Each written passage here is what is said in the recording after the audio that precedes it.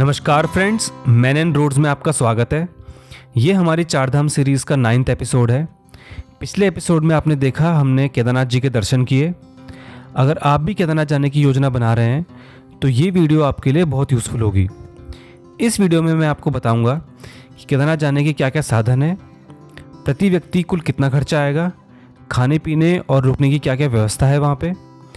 ये track total 18 kilometre लंबा है, तो अगर आप पैदल यात्रा नहीं करना चाहते तो हेलीकॉप्टर भी चलते हैं वहाँ पे। इसका किराया कितना होगा, बुकिंग कहाँ से होगी, घोड़े, पिट्ठू, पालकी और पोनी कहाँ से मिलेंगे, इस वीडियो में मैं आपको संपूर्ण जानकारी दूंगा ताकि आपकी यात्रा की प्लानिंग परफेक्ट हो। पूरी इन्फॉर्मेशन प्राप्त करने के लिए वीडियो को पूरा जरूर देखें।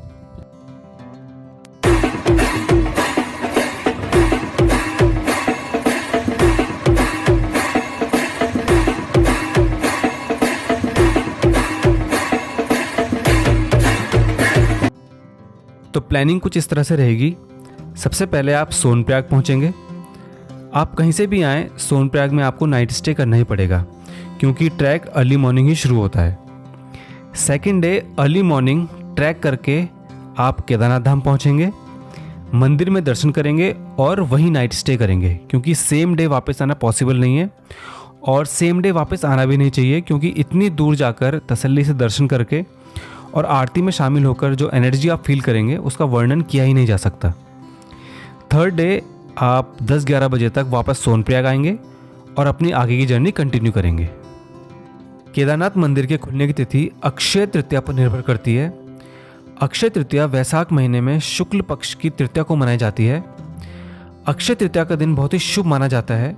हर साल इसी दिन के आधार पर केदारनाथ मंदिर के पुजारी केदारनाथ मंदिर के कपाट खुलने की तिथि की घोषणा करते हैं। इस साल 2023 में केदारनाथ मंदिर 26 अप्रैल सुबह 6:20 पर खुलेगा। इसी दिन से चारधाम यात्रा अगले 6 महीने तक चलेगी। केदारनाथ धाम जाने का बेस्ट टाइम है मई से जुलाई के बीच, जब मौसम ज़्यादा ठंडा नहीं रहता और बारिश भी ज़्यादा नहीं होती। बरसात में यानी अगस्त या सितंबर में जाना अवॉइड करना चाहिए क्योंकि पहाड़ों पर बहुत बारिश होती है जिसकी वजह से लैंडस्लाइड का खतरा बना रहता है। अक्टूबर और नवंबर ऑफ सीज़न माना जाता है। आप चाहें तो इस टाइम भी यात्रा कर सकते हैं। इस समय आपको भीड़ भी कम मिलेगी और होटल्स के रेट भी 50% तक कम हो जाते हैं, यानी 1000 रुपये वाला रूम आपको इजीली 500 रुपीज़ में मिल जाएगा। वैसे बारिश तो यहाँ पर कभी भी हो जाती है, लेकिन बरसात के मौसम में जाना अवॉइड करना चाहिए।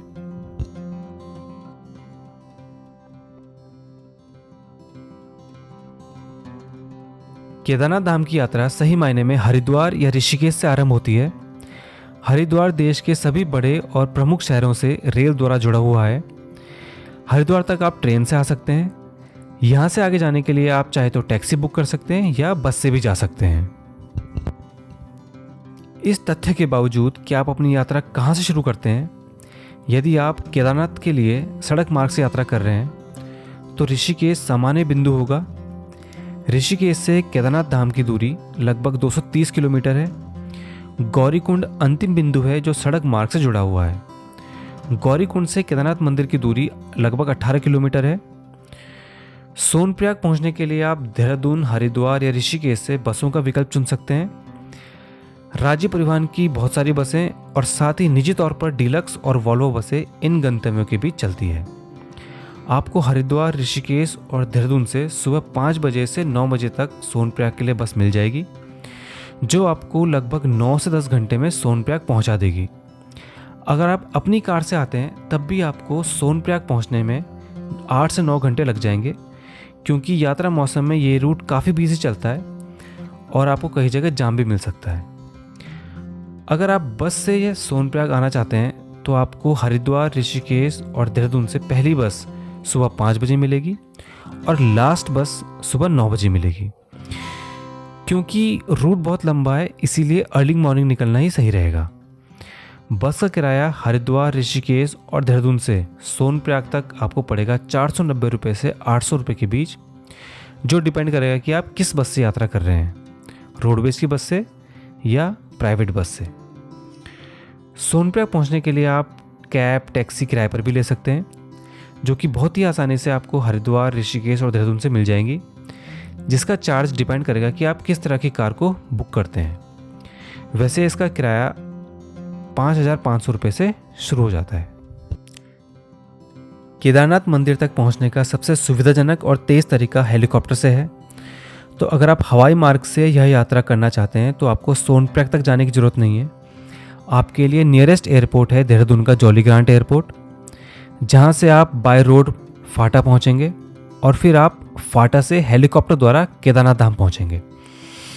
फाटा से केदारनाथ मंदिर के लिए हेलीकॉप्टर का किराया राउंड ट्रिप के लिए लगभग 4,720 रुपये पर पर्सन है।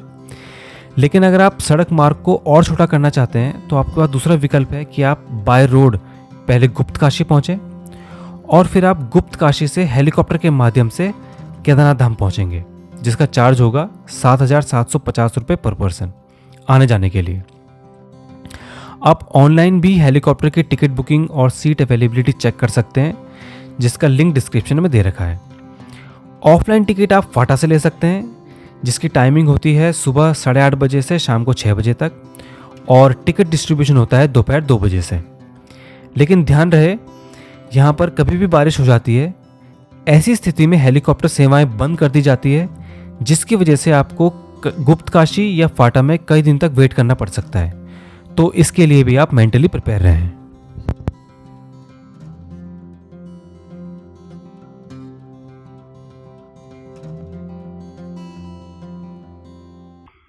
जैसा कि मैंने आपको बताया कि केदारनाथ धाम जाने के लिए सोनप्रयाग लास्ट स्टॉप है।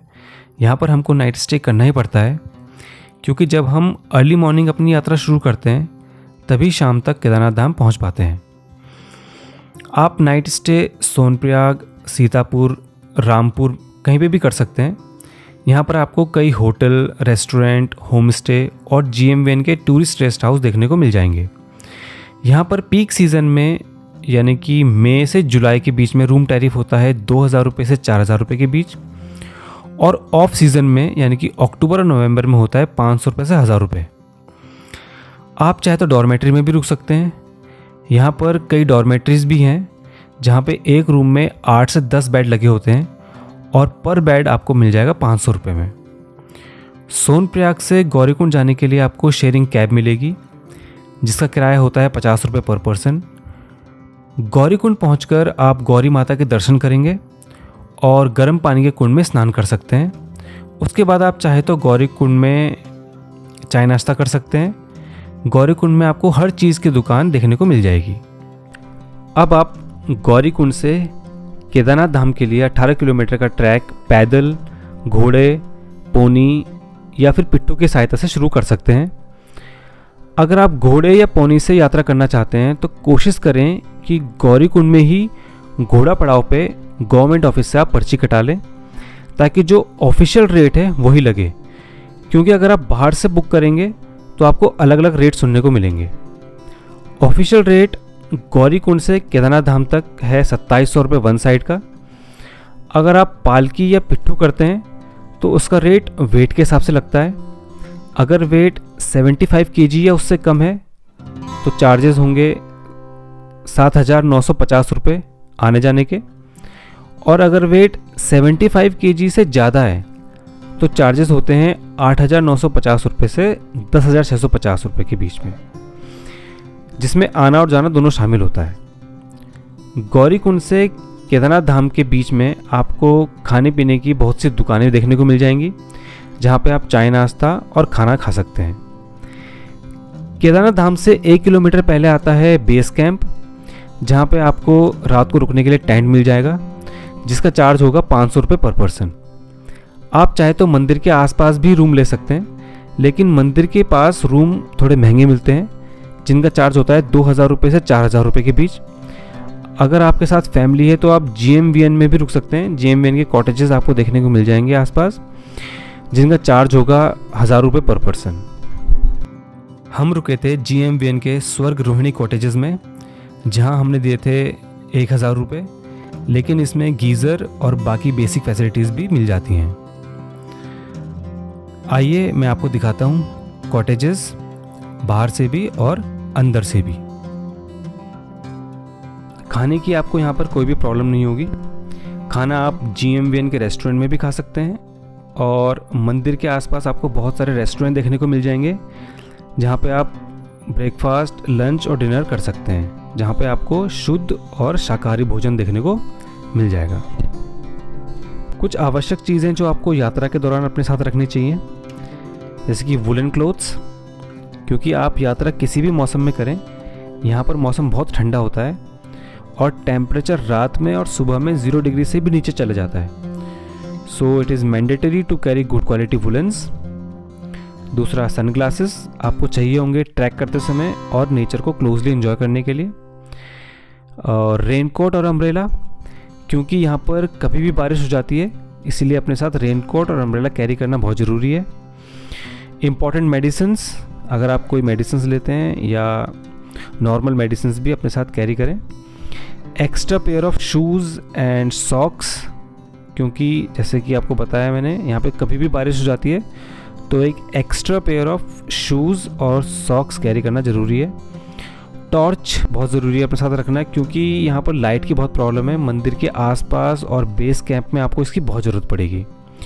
वाटर बॉटल कैरी करना बहुत ज़रूरी है अपने साथ आपको, और उसको बार बार रिफ़िल करना पड़ेगा आपको पूरे रास्ते में। और लास्ट है स्मॉल बैग, क्योंकि जब आप ट्रैक करेंगे तो कोशिश करें कि आप एक स्मॉल बैग कैरी करें, ज़्यादा सामान अपने साथ कैरी ना करें, ताकि ट्रैक आप इजीली कंप्लीट कर पाएँ।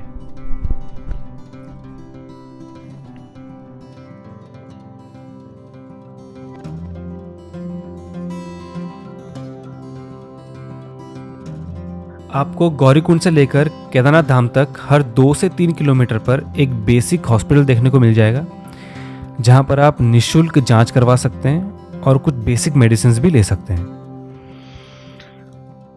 हर 2 किलोमीटर पर आपको टेम्पररी टॉयलेट्स देखने को मिल जाएंगे विद वाटर फैसिलिटी, और हर 1 किलोमीटर के बाद आपको पीने के पानी का नल मिल जाएगा, जहां पे आप अपने वाटर बॉटल को रिफिल कर सकते हैं। पूरे रास्ते में गौरीकुंड से लेकर केदारनाथ धाम तक आपको खाना खाने की दुकानें मिल जाएंगी, जहाँ पर आप खाना खा सकते हैं, चाय पी सकते हैं, तो फूड की कोई प्रॉब्लम नहीं होगी आपको वहाँ पे। रूम्स आपको बेस कैंप से लेके और केदारनाथ धाम तक टेंट्स और रूम्स बहुत सारे मिल जाएंगे वहाँ पे, तो आप अपनी पसंद का रूम ले सकते हैं, अपनी पसंद के टेंट में रात को स्टे कर सकते हैं। टोटल कॉस्ट पर पर्सन आएगी अप्रॉक्सीमेटली 3000 रुपीज़ अगर आप ट्रैक करते हैं तो। लेकिन अगर आप घोड़ा, पिट्ठू या हेलीकॉप्टर लेते हैं तो उसका चार्ज आप इसमें ऐड कर सकते हैं। और अगर आप अपनी कार से आते हैं तो सोनप्रयाग में पार्किंग है 100 रुपीज़ फॉर 12 आवर्स।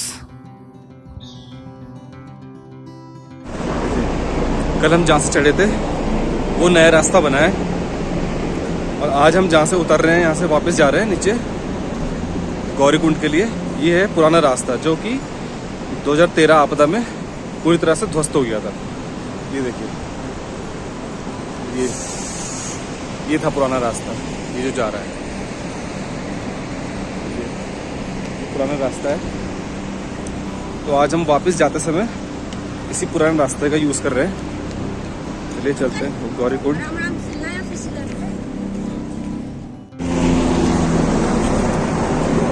बहुत खराब रास्ता है ये, क्योंकि पूरी तरह से टूट चुका था ये रास्ता 2013 के बाद,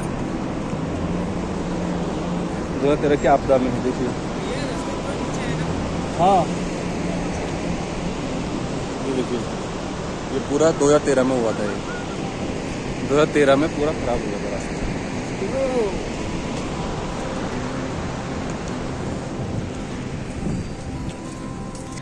मैं उम्मीद करता हूँ कि यह जानकारी आपको पसंद आई होगी। अगर आप चैनल पर नए हैं तो चैनल को लाइक, शेयर और सब्सक्राइब ज़रूर करें, और कमेंट में बताएं कि आपको ये इन्फॉर्मेशन कैसी लगी।